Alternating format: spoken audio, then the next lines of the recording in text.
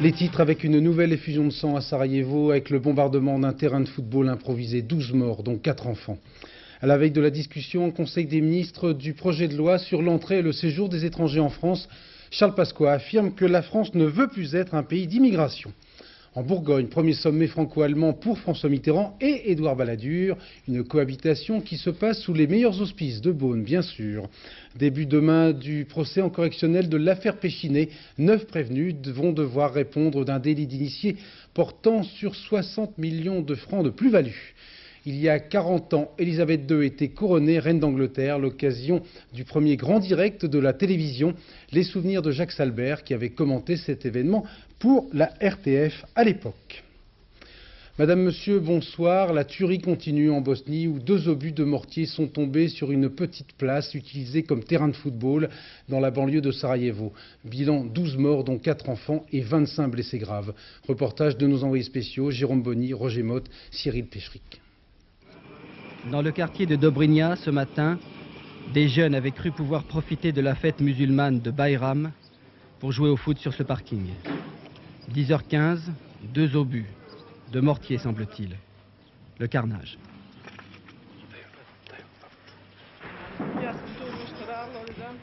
J'étais occupée chez moi quand j'ai entendu 2 explosions, l'une après l'autre.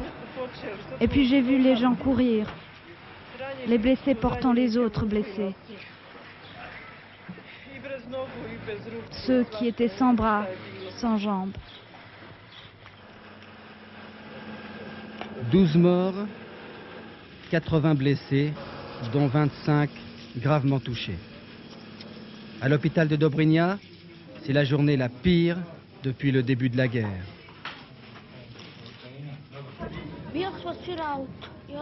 On était tous assis sur une voiture. Et quand l'obus est arrivé, on a commencé à s'enfuir. Je me suis cachée. L'autre obus est arrivé.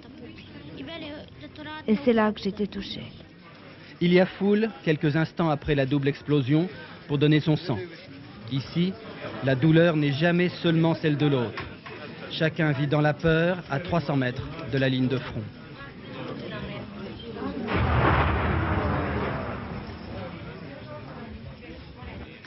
Attention ceux qui sont derrière. Pour votre sécurité, mettez-vous à l'abri. Les journées qui semblent les plus calmes à Sarajevo ou dans ses banlieues sont en fait les plus dangereuses car les habitants, les riverains, ont l'illusion qu'ils peuvent recommencer à vivre à peu près normalement. Ils sortent de chez eux pour taper dans un ballon et la mort les surprend. Ce massacre est l'un des plus importants depuis un peu plus d'1 an, depuis le massacre de la rue de la Boulangerie de Vassimiskina. Une chose est certaine, il va sérieusement hypothéquer tous les efforts faits en ce moment même par le général Morillon pour obtenir la démilitarisation de Sarajevo. Les civils bosniaques ne sont pas les seules victimes innocentes de ces tueries aveugles. 2 chauffeurs danois et un interprète bosniaque ont été tués cet après-midi et 4 autres danois blessés à la suite du bombardement d'un convoi humanitaire de la communauté européenne.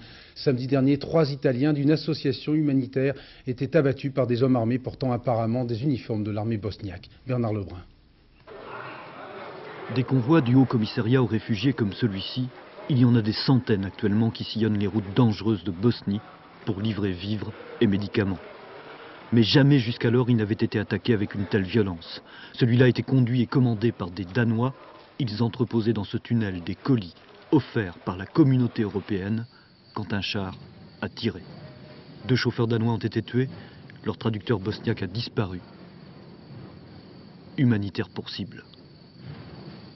Humanitaire pour cible encore sous les couleurs italiennes, cette fois à Novi Travnik. 3 de ces volontaires de l'association La Semence et le Fruit, venus de Brescia, en Italie, ont été abattus à bout portant sur la route qui mène à Sarajevo. Selon l'enquête des casques bleus et les témoignages des survivants, la bande armée qui a stoppé le convoi italien portait des uniformes de l'armée régulière bosniaque.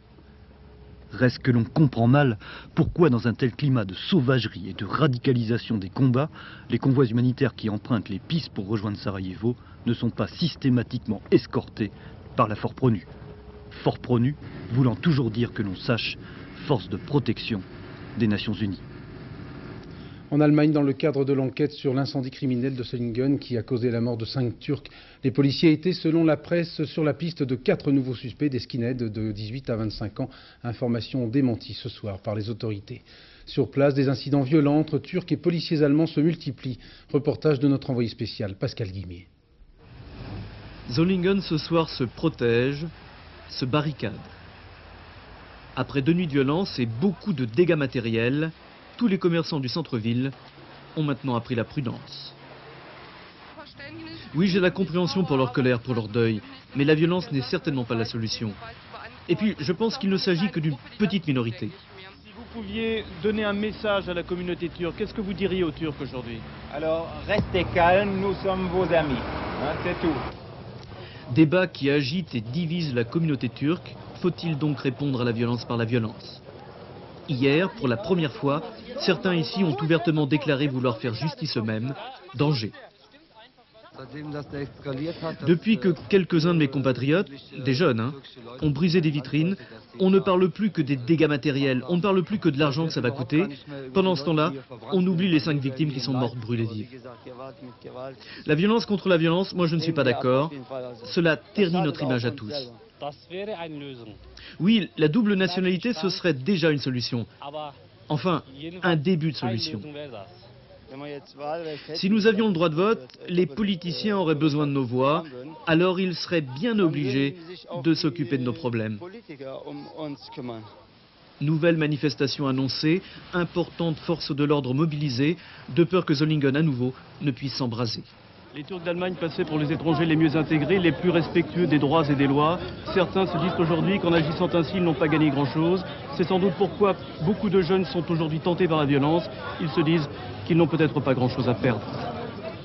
En Allemagne, cet attentat xénophobe a relancé le débat sur une réforme du code de la nationalité. L'opposition social-démocrate, soutenue par les Verts, demande que la naturalisation des étrangers vivant sur le sol allemand soit facilitée.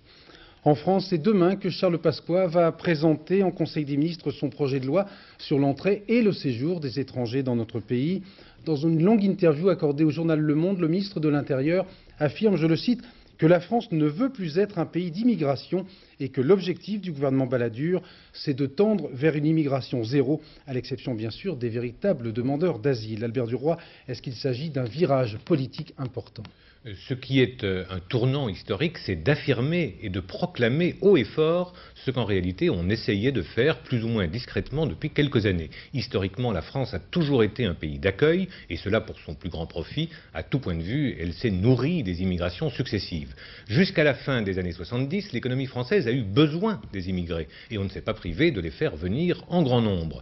La crise les a ensuite rendus moins nécessaires, mais la tradition d'accueil a été maintenue, voire développée pendant les premières années de la gauche au pouvoir.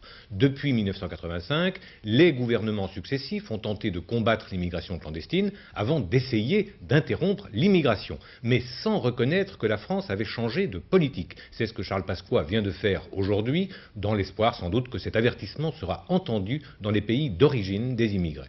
Selon vous, est-ce que cette argumentation répond davantage à un raisonnement économique ou politique ? La raison économique est évidente. La crise provoque le chômage qui accroît la pauvreté, l'inactivité, donc la délinquance.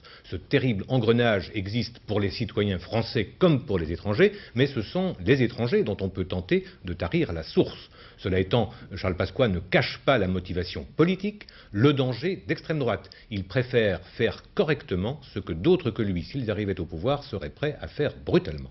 Alors si cette politique Pasqua est mise en œuvre, ne peut pas craindre tout de même de sérieux dérapages. Pour que ça se passe correctement, 2 conditions sont nécessaires. La première est que la police respecte scrupuleusement le droit, ce ne sera pas toujours facile. Et la seconde est que les étrangers régulièrement installés en France soient acceptés, respectés, intégrés, faute de quoi évidemment ce serait l'arbitraire. Merci Albert, nous reviendrons bien sûr demain en détail sur ce projet de loi présenté par Charles Pasqua en Conseil des ministres. De Bonn à Beaune, le chancelier Kohl a quitté sa chancellerie pour la sous-préfecture de la Côte d'Or, mondialement célèbre pour ses hospices et pour ses vins. Originalité de ce 61e sommet franco-allemand, c'est le premier grand rendez-vous international de la nouvelle cohabitation. Reportage de nos envoyés spéciaux Nathalie Saint-Cric, Yves Barbe. C'est la dernière plaisanterie qui circule à Beaune. Ce premier sommet de cohabitation ne peut que se dérouler sous les meilleurs auspices. On précise même de part et d'autre qu'il y aurait plus de risques de dissension franco-allemande que de tensions franco-françaises. Pas franchement la même ambiance qu'en 86. François Mitterrand et Helmut Kohl ont passé les troupes et les ministres français en revue. Puis le chef de l'État s'est offert, en compagnie de son ami Helmut, une petite balade improvisée, façon peut-être d'occuper aujourd'hui le devant de la scène. Car la cohabitation concrète Mitterrand-Balladur n'a pas encore débuté. Le Premier ministre est arrivé en fin d'après-midi à Beaune. Il a rejoint discrètement son hôtel. C'est Helmut Kohl qui a fait le lien, le messager entre le président et son Premier ministre, rencontrant successivement François Mitterrand puis Édouard Balladur. Kohl, c'est vite écrit, hein, mais...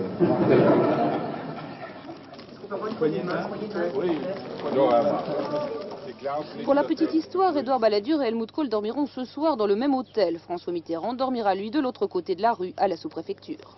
Monsieur Balladur est dans la suite tout en haut, sous les toits. C'est la suite des dames hospitalières. C'est une cuvée de Bourgogne. Et puis monsieur le chancelier Kohl est dans la suite Mazy-Chambertin. Ce soir, pour le dîner, Édouard Balladur et François Mitterrand seront enfin réunis autour du chancelier allemand. Et demain, la conférence de presse solennelle se fera à 3 voix.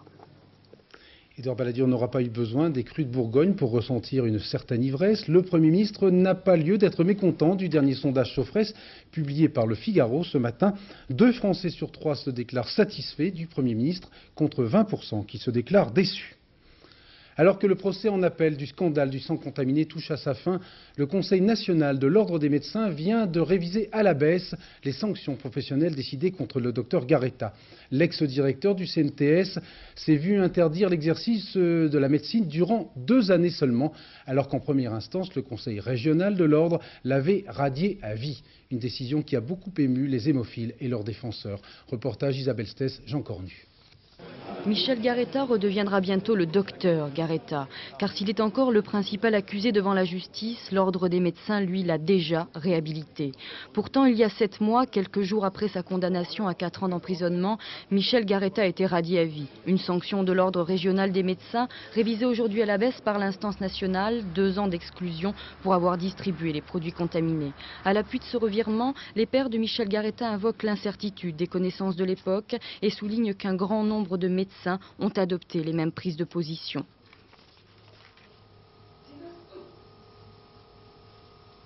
Dès lors qu'on peut aborder ce problème en dehors de toute passion et dans un certain calme, eh bien chacun s'aperçoit que nous avons tous été un peu trop loin sur cette affaire et que tout le monde s'est trop vite satisfait, je dirais, d'un visage sur un mal qui s'appelle le sida et que tout le monde refuse encore aujourd'hui d'accepter.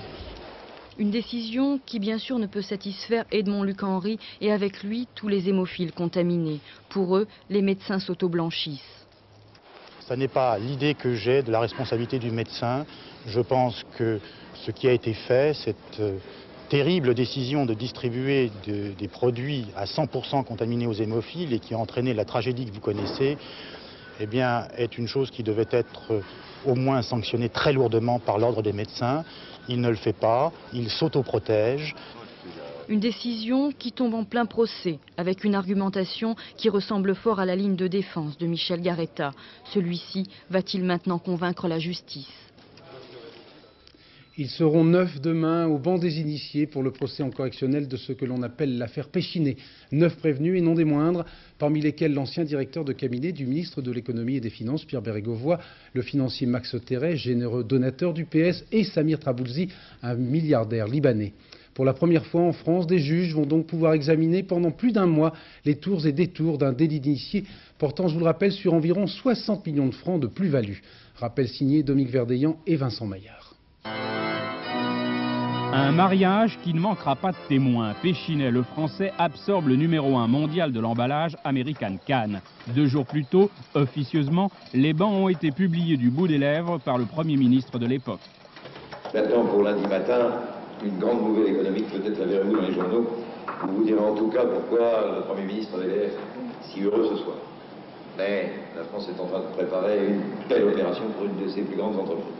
Seulement la lune de miel va être vite troublée et rapidement Péchinet sera synonyme de délit d'initié. La liaison fatale commence le 12 juillet 88, rue de Rivoli, au ministère de l'économie. Alain Boubli, le directeur de cabinet de Pierre Bérégovoy, rencontre par l'intermédiaire du milliardaire libanais Samir Traboulsi Nelson Pels, PDG de Triangle. Plus de 4 mois de négociations, durant lesquels les 3 hommes se retrouvent dans les ministères, mais aussi sur des yachts au large de la Corse.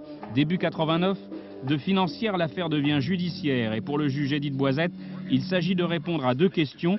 Qui était la source et qui en a bénéficié? Et la justice de s'intéresser à un déjeuner offert par Pierre Bérégovoy chez Edgar le 13 novembre 88. Étaient présents entre autres Boublil, Traboulsi et Roger Patrice Pelat, aujourd'hui décédé. Le surlendemain, ce dernier, ami du président Mitterrand, a acheté 10 000 actions Triangle. De judiciaire, l'affaire devient politique. Si cela se révèle exact, il faudra que justice passe, quels que soient les coupables.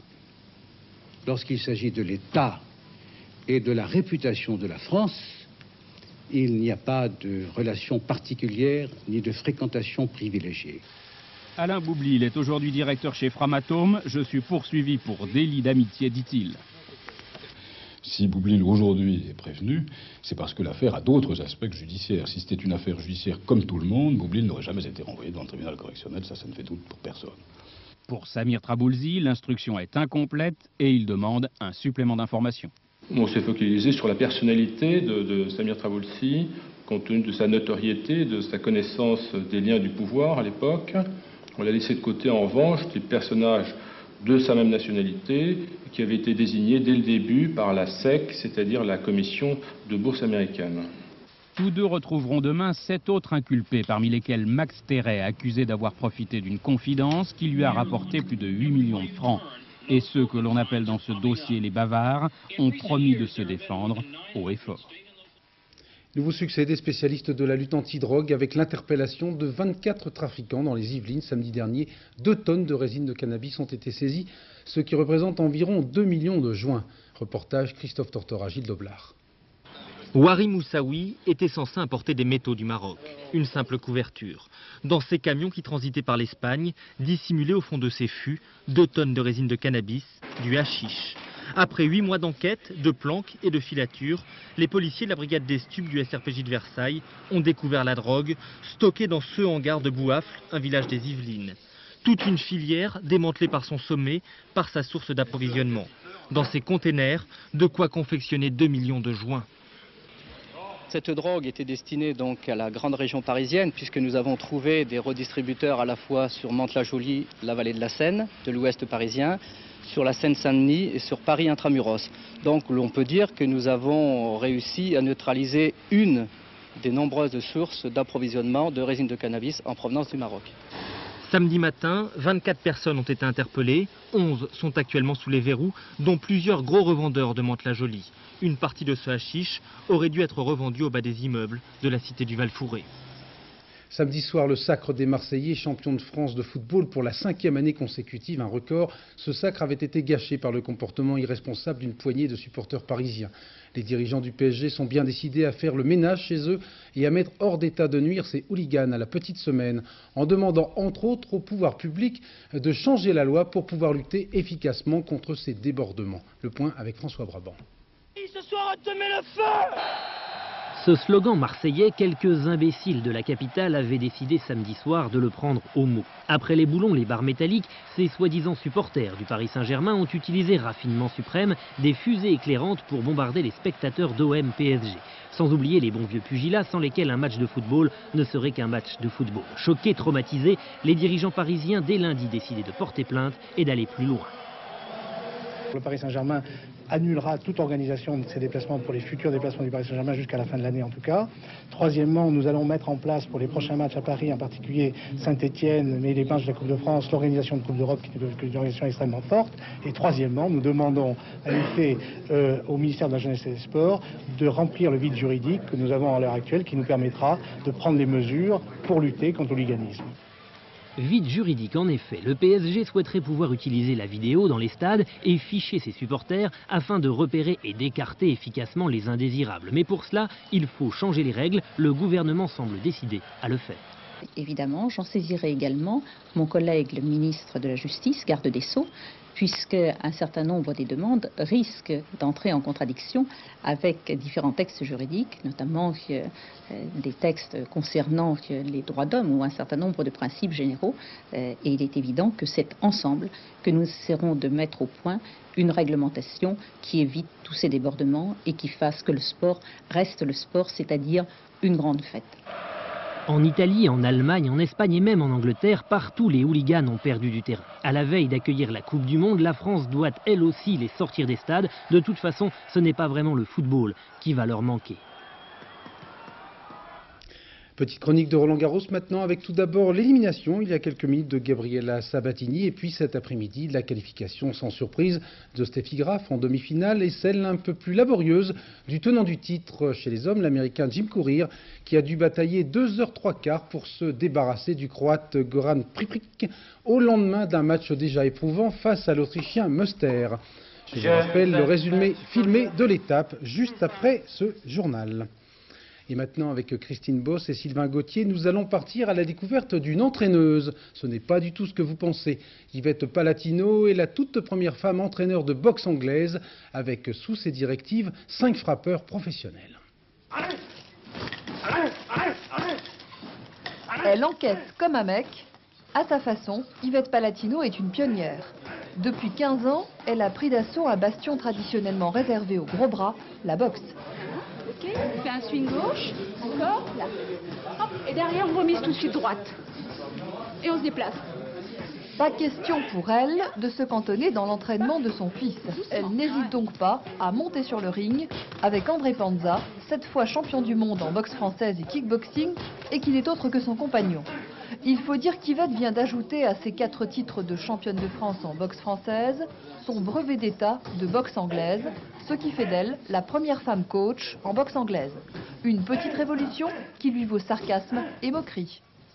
C'est sûr qu'il y a toujours des petits sourires de coin de ring, j'entends toujours un petit peu des petits mots, mais je suis au-dessus de ça, bon, je souris. C'est normal, je dirais que dans un monde d'hommes, bon, qu'est-ce qu'une femme vient faire dans ce monde de macho? Mais en fait, bon, les gens comprennent quand même parce que pourquoi. En fait, pourquoi est-ce que je suis là-dedans? Parce qu'il y a un grand centre sportif, parce que bon, c'est mon métier, c'est un petit peu mon métier par rapport à d'autres casquettes que je porte dans ce club. Essaye bien de penser, pas de faire cadrer, de mettre du ring, Marie. À la tête d'une écurie de 5 professionnels, Yvette prend son nouveau rôle très au sérieux. Préparation des combats, accompagnement des boxeurs, échauffement avant le combat et le plus important, l'analyse du match et les conseils. Chasse son gauche, tu te gênes, chasse. Voilà, c'est mieux là. Son rêve, faire tomber le dernier bastion mâle et organiser des combats de boxe anglaise féminine au niveau professionnel. Les candidates ne manquent pas. En attendant, ce sont toujours les petits garçons qui chaussent les gants, comme par instinct. Voilà, dans ce club, vous l'avez vu, c'est Yvette qui porte la culotte. Transition étonnamment subtile pour évoquer maintenant le centenaire de la fondation de la marque Petit Bateau à Troyes, la patrie des monetiers et du coton à tricoter. L'occasion de nous pencher sur l'évolution du linge de corps à travers les âges. Il y a 100 ans, toutes les élégantes portaient un caleçon, comme nous le rappelle Marie-Josée Le Picard sur des images coquines d'Éric Mézy.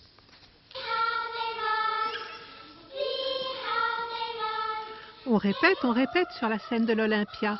Une fête pour les enfants, le centenaire de la maison Petit Bateau. 100 ans d'existence, ça fait 5 générations. Si bien, mes chers petits, que la grand-mère de votre grand-mère en portait déjà des caleçons à l'époque, car ce n'est qu'en 1920, quand les jupes ont raccourci, qu'on a coupé les jambes et qu'on a fait des culottes qu'on pouvait aussi déculotter. Ensuite vinrent la maille cellulaire des années 50, les imprimés fleuris des années 70.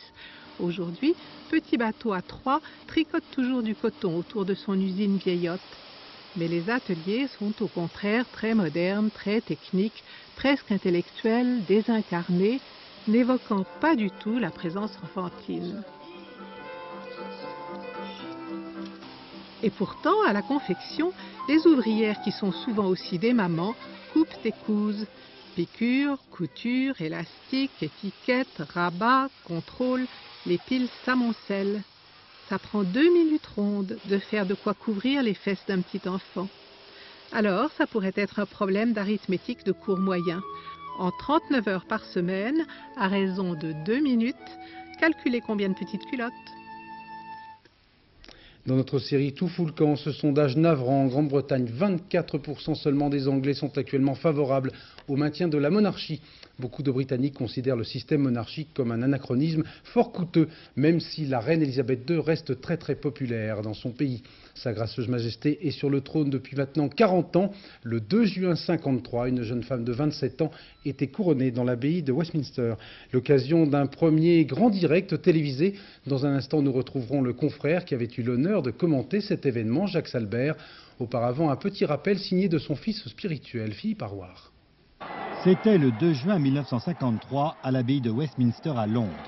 Élisabeth, devenue reine à la mort de son père George VI le 6 février 1952, reçoit des mains de l'archevêque de Canterbury, devant les pères du royaume, la couronne de Saint-Édouard qui en fait officiellement la souveraine, regard attendri de sa mère. Il y aura beaucoup de témoins. La BBC s'est lancée dans son plus long direct télévisé jamais réalisé. La télévision fera donc entrer la reine Elisabeth non seulement dans l'histoire, mais aussi dans les foyers les plus modestes à travers le monde, où chacun peut suivre dans les détails l'évolution de la famille royale. Cela fait 40 ans que cela dure, le livre d'images n'est pas près de se refermer. Jacques Salbert, bonsoir. Nous avons troublé votre retraite heureuse à Cannes pour vous rajeunir de 40 ans. Alors il pleuvait ce jour-là, ça arrive assez souvent à Londres. On vient de le rappeler, il y a eu des heures et des heures de direct, 10 jours de répétition pour vous. Je suppose que vous avez encore plein de souvenirs de cet événement mémorable. Oui, surtout que c'était parfaitement inattendu, car on nous avait expliqué depuis plusieurs semaines, le Major Colby, qui était l'officier de presse de la reine, qu'il n'était pas question qu'un journaliste étranger pénètre dans l'abbaye, que c'était une strictly British affaire. Et que par conséquent, il fallait se contenter de faire des commentaires sur l'écran. Et puis alors, une dizaine de jours avant le jour du couronnement, j'ai eu une surprise, j'ai eu un coup de téléphone, on m'a dit, bah, écoutez, on va vous faire une petite place dans l'abbaye, parce qu'on a découvert tout de même qu'il y a des membres du Commonwealth qui parlent français, ce sont ceux du Québec. Et on ne peut pas leur envoyer un commentaire anglais traduit en français. C'est comme ça que je me suis retrouvé à l'intérieur de l'abbaye. Et même, si je suis bien informé, dans un tout petit coin, sous la voûte, et vous avez passé toute cette retransmission accroupi et en frac, tout de même. Oui, très exactement.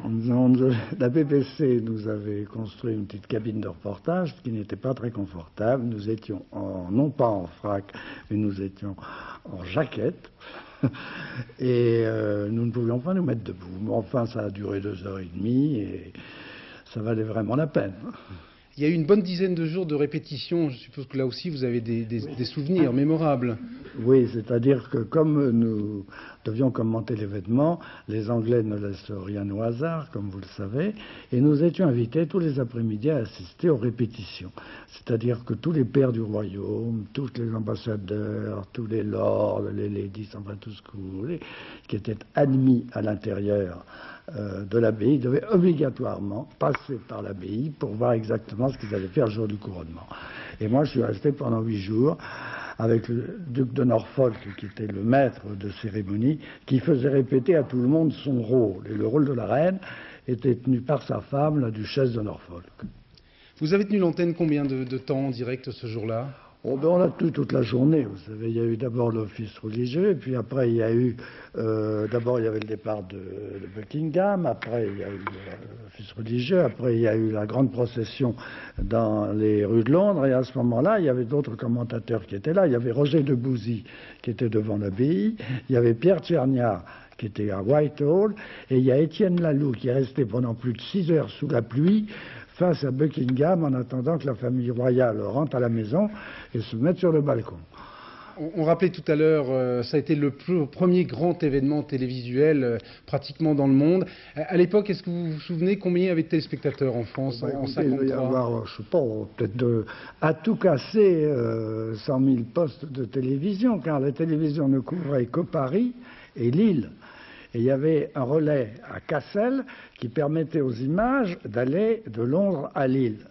Et les Belges s'étaient joints à notre réseau pour l'événement du couronnement. Mais il y avait très peu de postes. On était pris à ce moment-là pour de joyeux plaisantins. Vous savez, on ne prenait pas la télévision au sérieux. Et on peut dire que la reine a donné le coup d'envoi à la télévision. Je dis toujours qu'elle lui a donné ses lettres de noblesse. Car le lendemain du couronnement, les Français ont découvert tout à coup que la télévision existait. Merci beaucoup Jacques Salbert pour ce témoignage. Vous savez ce que c'est, le temps c'est de l'argent, la télévision, et nous allons être coupés. Je vous laisse à votre retraite heureuse et ensoleillée du côté de Cannes. Merci beaucoup. 22h35, le bal et masque de Mireille Dumas, consacré ce soir à la prêtrise, un peu avant minuit, Philippe Lefebvre, le dernier journal. À la mi-temps du match qui va suivre, Cannes-Rennes, la météo de Sophie Davant avec une dégradation à l'est, alors que le soleil revient par l'ouest. Excellente soirée, merci, à demain 20h.